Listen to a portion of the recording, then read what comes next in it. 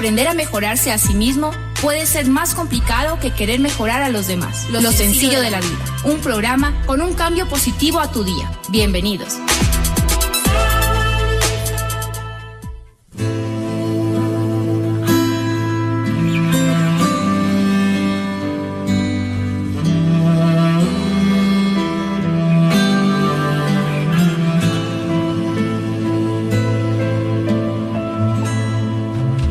Retoño mío,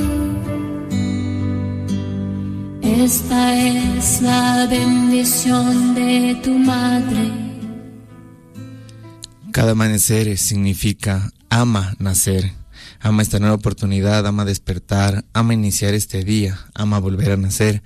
Tenemos esa oportunidad de cerrar todos los días, de dejar los problemas, de dejar la incertidumbre, pues, y disfrutar del presente, disfrutar de las oportunidades, del aire, sobre todo disfrutar, pues, de la compañía de quienes, pues, tenemos la oportunidad de estar en la casa, de estar en la oficina, de estar en este momento en tu auto, siempre disfrutando esa realidad, de los pequeños detalles, de la sencillez. Como es muy importante pues hablar, y hemos hablado en el transcurso pues de lo sencillo de la vida mucho en el aspecto emocional, en el salud emocional, pues hoy hemos visto un tema muy interesante. Pues les invito también a todas las personas a participar con nosotros si tienen alguna duda. Hoy vamos a hablar acerca pues de la influenza. Hay muchas preguntas, mucha preocupación por la gente que de una u otra forma no puede identificar si es una gripe fuerte, si es una gripe leve. La influenza es una enfermedad respiratoria contagiosa provocada por el virus de la influenza, pero puede causar esta enfermedad literalmente pues graves resultados. Hoy le tengo a la doctora pues Norma Montes de Oca, que nos va a ayudar y nos va pues también a guiar un poquito de cómo el ministerio está trabajando los temas de vacunación y las preguntas que ustedes puedan hacerles. Encantados, y yo pues encantado, como les decía al principio del programa, de informarnos acerca de la influencia, pues algo que nos tiene preocupados a todos, como les decía, y estoy encantado de estar con la doctora Norma Montes de Oca, en donde nos va a poder explicar un poquito y pues invitarles al público al 255-8915, 255-8916, para que te comuniques y también pues puedas preguntarle a la doctora muchas dudas, hasta para que puedas controlar a veces esa desesperación cuando vemos a nuestros adultos o a los niños enfermos. Doctora, buenas tardes. Buenas tardes, muchas gracias por la invitación.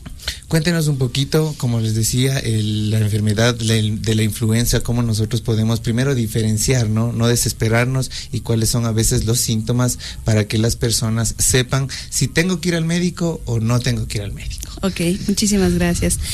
Bueno, primero es importante que sepamos que la influenza es una enfermedad de tipo endémica en nuestro país. ¿Qué quiere decir esto? Que todo el tiempo tenemos casos de influenza, pero en épocas invernales es cuando más aumentan estos casos. Sí, todo el tiempo hay casos que, de hecho, las instituciones de salud están atendiendo casos de influenza, pero en épocas, como les decía, en épocas invernales aumentan estos casos. Nosotros, cuando tenemos esa preocupación como pacientes de acudir a los servicios de salud, es cuando esa sintomatología cursa, por ejemplo, con fiebre, con dolor de cabeza, con dolor de garganta, con tos y especialmente con dificultad para respirar. Nosotros ahí debemos acudir a un servicio médico.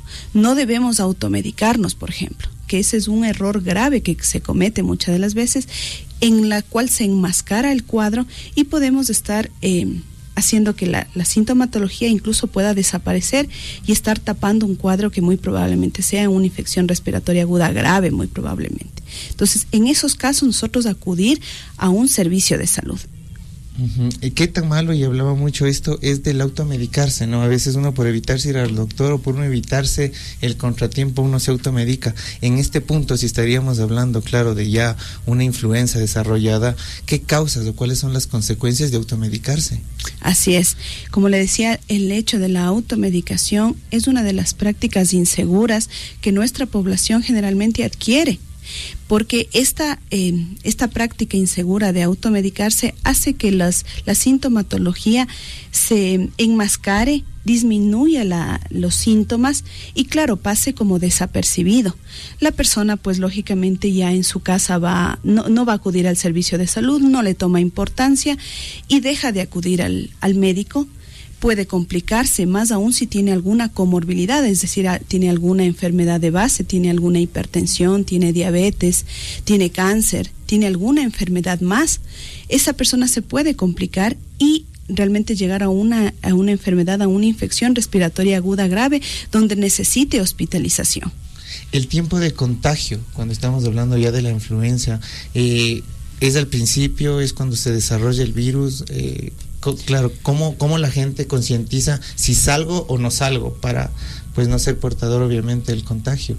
Sí, bueno, de hecho la influenza es una enfermedad, es contagiosa, sí, lógicamente, porque es transmitida de persona a persona a través de las vías respiratorias, a través de toser, estornudar, al hablar. Las microgotitas pues que contienen el virus se transmite de persona a persona, como le digo, es fácilmente contagiosa. Pero la persona que está con la sintomatología, pues lo ideal sería que deba mantener reposo en casa, aislamiento social que se llama, ¿sí? Tener el reposo en casa para cortar la cadena de transmisibilidad y no contagiar al resto de personas. ¿Cómo nosotros, es una pregunta que muy común pasa, cuando están en vacunas o en las primeras vacunas los niños, ¿no hay problema de que mezclen las vacunas o cuáles son los efectos secundarios de una vacuna hablando de un menor de 6, 12 meses?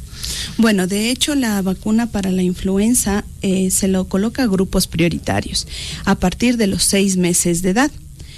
Estas vacunas pueden ser incluso aplicadas con el resto de vacunas o de esquema normal. Si el niño está recibiendo el resto de vacunas de esquema normal, puede ser aplicada la influenza, no hay ningún problema. Se vacuna a niños a partir de los 6 meses porque antes de los 6 meses tiene inmunidad que le transmite la madre a través de la leche materna. Las personas que tal vez tienen enfermedades bastante avanzadas, podemos hablar de cáncer, ¿cómo es obviamente el proceso de la vacuna? ¿Es la misma? ¿Se tienen que acercar? ¿O la campaña, pues, en cuáles lugares se va a mover, sobre todo de vacunación? Ok, existen algunas contraindicaciones para la vacuna. No todas las personas pueden colocarse la vacuna de la influenza. Así tenemos que las personas que tienen alergia a algún componente de la vacuna, personas con hipersensibilidad a los componentes de los productos como el huevo, por ejemplo, o la proteína del pollo, puede tener alguna reacción al momento de colocarse la vacuna de influenza. Antecedentes de alergia en vacunaciones anteriores, que haya tenido alguna reacción adversa en la vacunación anterior, personas que estén muy deterioradas o moribundas no pueden colocarse vacuna de influenza, personas que estén inmunodeprimidas, personas que reciban o estén con tratamiento con corticoides, prednisona, que estén con medicina anticancerígena, que estén recibiendo quimioterapia, radioterapia, por ejemplo, ellos son los que no pueden recibir, o que en la vacunación anterior presentaron, por ejemplo, una condición que se llama síndrome de Guillain-Barré, que es una condición posterior a la vacunación, que es una condición grave realmente cuando recibieron la vacunación. Pero tengamos en cuenta que este tipo de personas realmente es un porcentaje muy reducido, es menos del 1% de la población. Entonces, si hablamos de ese porcentaje, realmente la vacunación a los grupos prioritarios que está ahora enfocada el Ministerio de Salud, realmente es bastante segura. Si queremos hablar de lo que es grupos prioritarios, la campaña de vacunación, el Ministerio de Salud tiene planificado hacerlo, de hecho ya lo está haciendo desde el 5 de enero al 30 de marzo del año 2018 para grupos prioritarios. ¿Cuáles son estos? Los menores de 5 años, los mayores de 65 años, mujeres embarazadas, personal de salud, enfermos crónicos. ¿Por qué se ha considerado estos grupos prioritarios? Porque estos grupos prioritarios tienen el sistema inmunológico, por así decirlo, más débil, más propenso a tener complicaciones e infecciones respiratorias de tipo grave por influenza.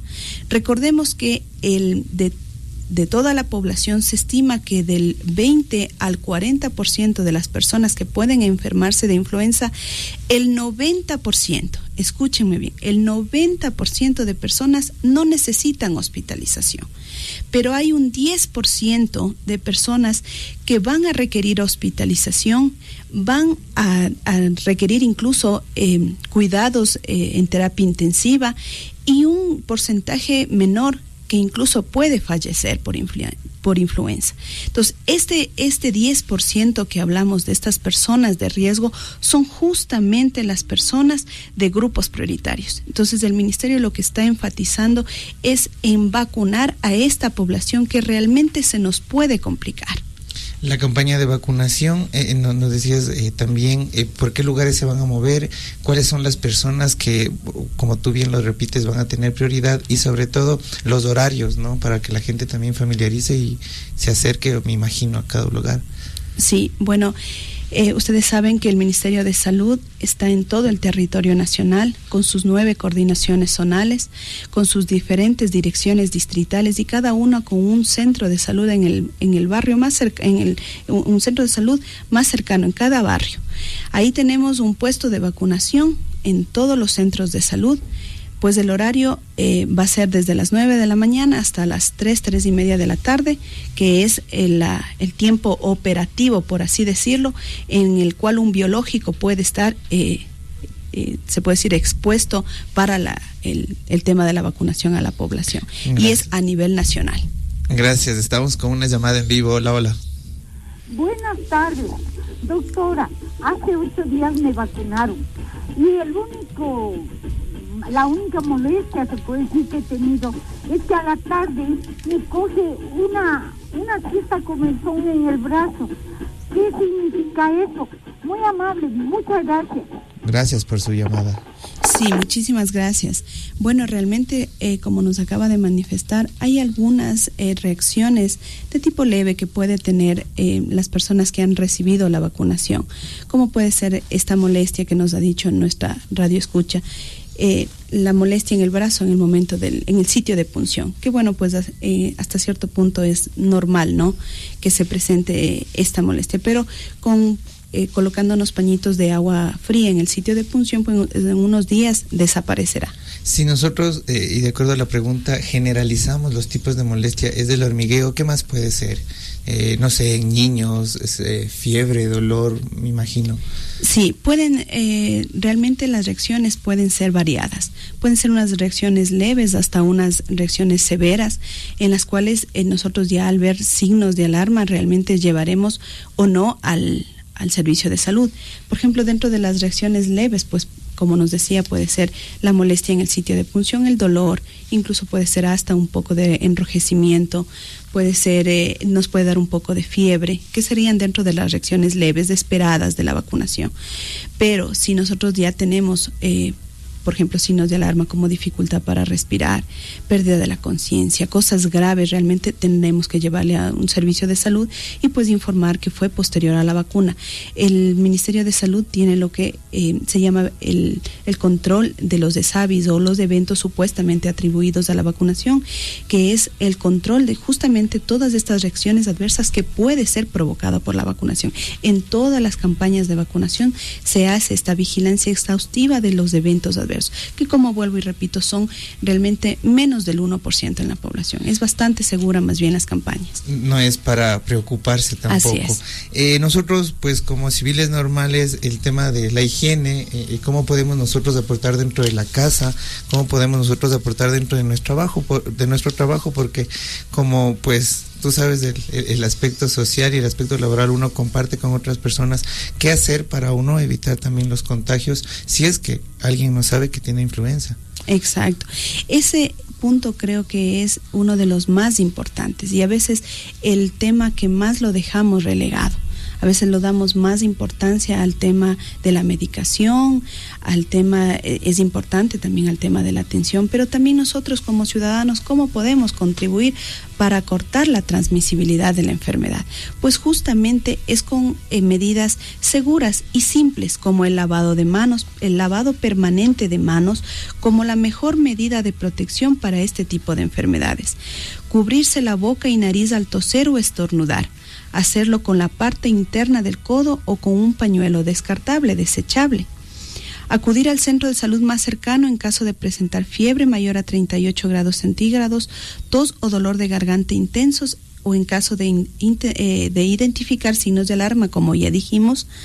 No automedicarse, que ya hablamos que es muy importante la no automedicación, especialmente en épocas invernales y en épocas donde hay aumento de casos de influenza.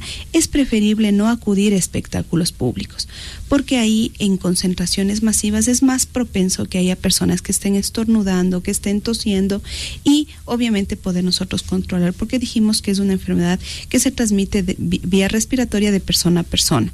Utilizar gel antibacterial es muy importante también. Y si estamos dentro de los grupos de personas de riesgo, pues vacunarnos. Yo pues agradeciéndole también por esta visita. Mi última preguntita, pues el tema un poquito de...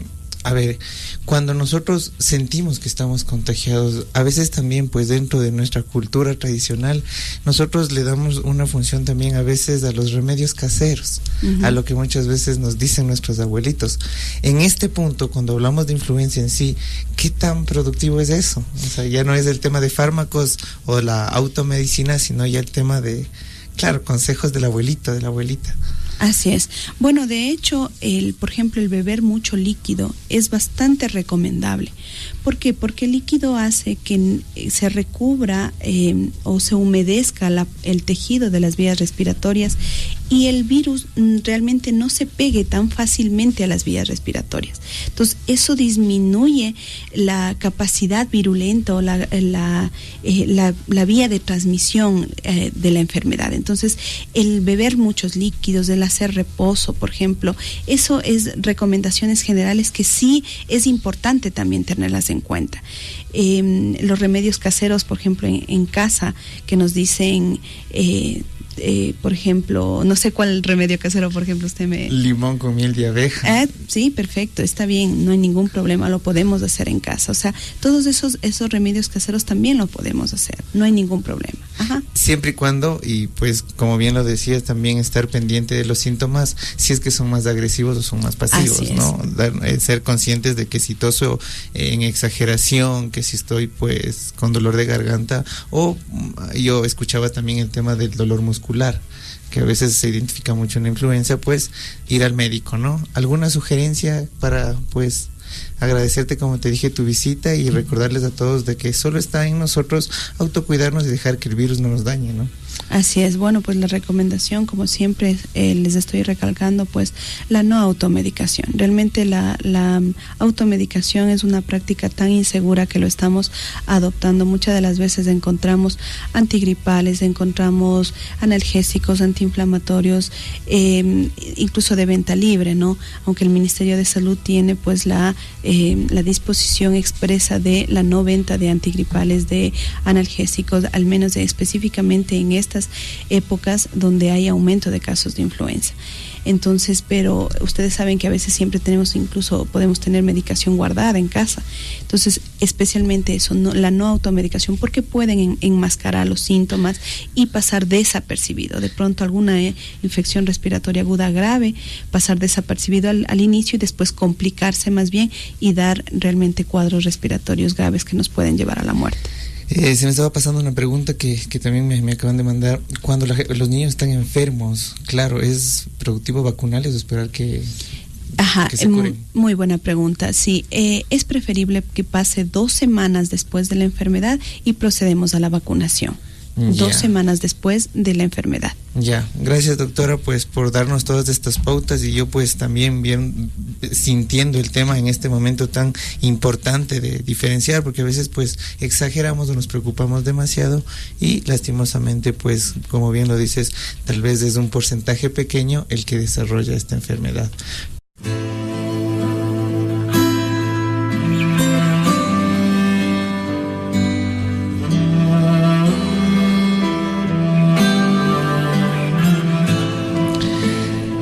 La familia es la fuente de toda fraternidad y por eso pues es fundamento, y en el camino primordial de la familia pues generar paz hacia sus miembros, generar paz hacia las personas que van integrándose, debería ser algo de todos los días. Estábamos acerca un poco hablando de la influencia, pues la preocupación y sobre todo pues esa predisposición del cuidado de nuestras familias, de nuestros hijos, de nuestros abuelos, pero también cuando hablamos de familias pues también es ese cuidado emocional. Hablaba mucho y voy a acotar una frase del Papa: una familia perfecta no es la que no pelea.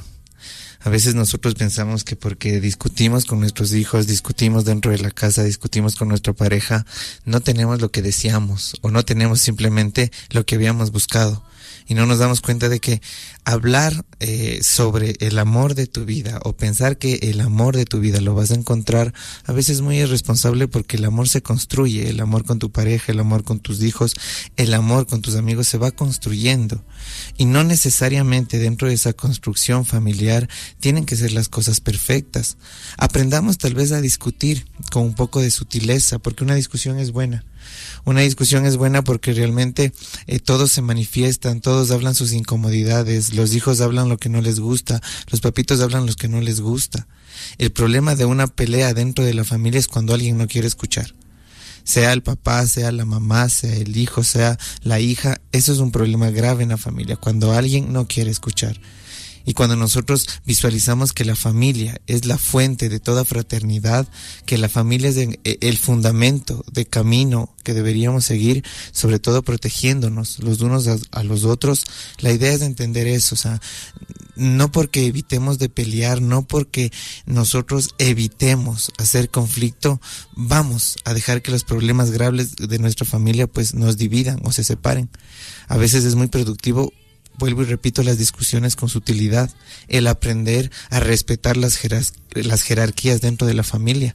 Hablábamos del anterior año de lo más exigente que uno puede hacer, y utilizando la palabra exigente por real, es honrar padre y madre, porque es una exigencia contigo mismo de valorar tu esencia, de dónde vienes, quién eres. Y el honrar padre y madre también está respetar esa jerarquía que ellos tienen por ser nuestros papás, por más que se hayan equivocado, por más que hayan tomado decisiones erróneas, son nuestros papás. Entonces, a veces, pues dentro de una dictadura que puede haber en la familia, el lado paterno o el lado materno no escucha, y es cuando se generan los conflictos, y es cuando dentro de la casa comienza a hacerse una dictadura y comienzan los conflictos dentro de la familia. Aprendamos a darnos tiempo para discutir sutilmente, tal vez en la sala un sábado, en donde podamos nosotros poder expresar lo que nos molesta de los entornos, a veces de la comida. A veces nos puede molestar una comida y no decimos, y la hacen todos los días y nadie sabe qué te pasa. Entonces, pues me ha parecido súper bonito hoy hablando acerca de temas familiares, de cómo deberíamos protegernos de las enfermedades y cómo nosotros debemos protegernos como familia entre nosotros, aprendiendo a escucharnos, aprendiendo a darnos tiempos para que nos quejemos. Ustedes imaginan cuando los bebés visitan nuestra casa, su estímulo de comunicación, su canal de comunicación es el lloro. Los bebés lloran para decir que tienen hambre, los bebés lloran para decir que están sucios, los bebés lloran cuando les duele algo. Nosotros pues crecemos, pero siempre esa queja debería ser muy real con la persona que amo, con mi papá, con mi hermano, para que las relaciones vayan puliéndose de mejor manera. Todos evitamos pelear y no decimos nada. Evitamos no generar conflicto y nos guardamos nuestros problemas. Y hay guerras silenciosas más destructivas como el silencio, cuando ya las parejas no se hablan, cuando la familia no comparte, no se habla, o cuando los hijos no se hablan. Qué prudente que ha sido hoy Entender que las discusiones en familia son muy productivas cuando existe el respeto y cuando todos escuchan. Cuando nadie se victimiza, porque dentro de la familia siempre hay alguien que puede recibir un reclamo y se victimiza y comienza a acusar, y esa no es la idea. La idea de pensar en familia o la idea de hablar de familia es darnos la oportunidad todos de sentirnos héroes y sentirnos víctimas. Porque a veces pues tanto papás como hijos sí afectamos emocionalmente, obviamente pues entre los miembros de la familia. Cuando los hijos hacen algo malo, los papás sufren. Cuando los papás tienen problemas, los hijos sufren. Toda la familia en sí, cuando una persona está desequilibrada, todos sienten el desequilibrio. La idea no es juzgarle, la idea no es ponerle como problema, sea el papá, sea el hijo, sea la esposa. La idea es darle la oportunidad de concientizar que es normal, que aprendamos a discutir y que todos aprendamos a decir qué no les gusta de la familia, qué no les gusta de lo que hace papá, qué no le gusta de lo que hace mamá. ¿Cuál es la mejor forma de crianza que podemos tener cuando ya son hijos adolescentes? Porque los hijos adolescentes ya hablan, ya analizan, ya piensan. Y nosotros deberíamos darnos la oportunidad mucho de escucharles a los adolescentes. A veces sonaría hasta gracioso el tema de decirles en qué les gustaría que les castigue. Porque a veces nosotros a los adolescentes pues les castigamos quitándoles cosas y ya ellos no sienten el castigo, siguen equivocándose de la misma manera. Entonces, qué oportuno es entender que las discusiones pueden ser bastante productivas siempre y cuando los miembros de la familia sepan escuchar y sepan respetar la percepción de la otra persona, lo que está pensando la otra persona, lo que está pensando el hijo, lo que está pensando la hija. A veces como papito y mamita desacreditamos y pensamos que son ideas erróneas, falsas o hasta demasiado exageradas, y no está bien porque debemos respetar mucho cómo mi hijo, mi hija está viendo el mundo. Los hijos también tenemos que respetar cómo mi papá y cómo mi mamá están viendo el mundo, pues el mundo ha evolucionado, el mundo se ha acelerado y antes muchos métodos de crianzas tal vez hoy no funcionan mucho, pero pues cuando estamos nosotros establecidos como papitos o cuando sus papás ahorita pues están con esos patrones de conducta no van a cambiar. Entonces también es obligación de los hijos entender cómo piensa papá y mamá, así como es obligación de papá y mamá entender cómo piensan los hijos, en qué momento los hijos se están haciendo pues de mente abierta, de mente cerrada, irritables, enojados. Entonces todo tiene que ver siempre dando la solución más grande a la discusión, a una discusión respetuosa entre familia, una discusión en donde todos podamos decir nuestras cosas, nos molestan, no nos molestan. Es bueno, a veces depende a la unión familiar también contar nuestras debilidades. A veces pues los hijos tienen debilidades en las universidades o los papás tienen debilidades porque no controlan el estrés de deudas, de preocupaciones, y los hijos no saben por qué pasan estresados. O viceversa, los papás a los hijos les ven tristes, les ven estresados y no saben qué les pasa. Cuando existe una discusión dentro de la casa, una discusión productiva, con respeto y sobre todo con tiempo para escuchar, se van a dar las cosas de mejor manera. Todos se van a ir conociendo dentro del entorno, porque los hijos van evolucionando, van cambiando, los padres también, cuando nosotros vamos creciendo. No es lo mismo educar un niño, educar un adolescente y educar un adulto. Al adulto ya no deberíamos educarle. Al adolescente deberíamos darle la oportunidad de que se vaya autoeducando y al niño debemos educarle. Entonces, qué importante que es hoy reconocer que si a veces estás en una familia que sí, que discuten, que pelean, por más incómodo que parezca, a veces es bueno tener gente sincera. Gente que te dice las cosas. Si tú eres de los que dices, sí, pero en mi casa peleamos demasiado y nos gritamos y nos ofendemos, tal vez tú tienes que ser el canal de paciencia, de escuchar más, de que tú seas la que escucha más a todos los que están hablando, a todos los que se están quejándose, y ellos van a aprender a escucharte. Pero no sintamos a veces que una familia perfecta es la que no discute, la que no tiene problemas, la que no tiene deudas, porque viviríamos generando un estereotipo de familia y ese estereotipo no existe. O sea, pensar que una relación de pareja, pensar que una relación de padres, de hijos no va a tener problemas, no va a tener discusiones, es algo que no existe. Es algo que no existe, pues como el papá en algún momento siente miedo de perder jerarquía con el hijo en adolescencia también quiere generar su propia jerarquía, mantener su propia familia, es un instinto como seres humanos. Pero hoy ha sido muy oportuno hablar acerca de esto tan bonito que es la familia. La familia siempre va a ser esa prioridad que tenemos que tener. Nuestros seres queridos, los que están ahí cuando nos equivocamos, cuando nos ponemos tristes. Esas personas que a veces tenemos que aceptar que se equivoquen. Esas personas que a veces tengamos que aceptar que por más que les aconsejemos, van a equivocarse, van a veces a querer vivir la vida. Simplemente aprender pues a darnos hoy la oportunidad de discutir conscientemente, escuchando más, dándole la oportunidad a la otra persona de entender qué es lo que le molesta, qué es lo que le pone triste. No tal vez para tú hacer lo posible de que eso cambie, pero tal vez para estimular su felicidad de una forma distinta, de una forma diferente. Las discusiones en pareja, las discusiones entre amigos, las discusiones entre hermanos cuando realmente existe respeto y sobre todo pues todo el tiempo para escuchar, siempre van a ser productivas para mejorar relaciones, para que las cosas se anclen de mejor manera. No sintamos que la familia perfecta no es la que no tiene problemas o simplemente no es la que tiene deudas, es la familia unida o es la familia que viven todos, porque hoy estamos hablando de diferentes formas de familia, abuelitos que están con los nietos, a veces pues la mamita con los hijos. Familia simplemente es ese grupo en donde te sientes seguro, te sientes estable y sobre todo te sientes libre. Familia siempre va a ser esas personas que en el transcurso de tu vida conozcas y sean leales contigo. Familia siempre van a ser esos amigos que muchas veces están ahí cuando les necesitamos.